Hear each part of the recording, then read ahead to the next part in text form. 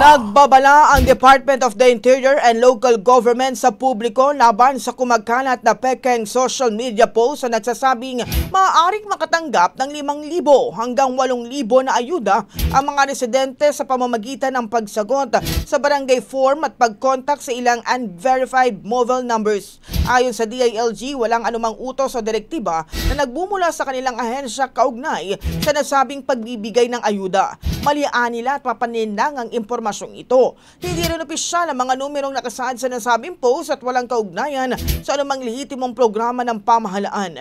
Nilinaw ng DILG na ang Social Amelioration Program ay pinatutupad lamang ng DSWD sa pamamagitan ng opisyal at veripikadong channels. Ang papel lamang ng DILG ay tumulong sa local monitoring at kasalukuyang walang aktibong programa ng ayudang ipinapalabas sa social media.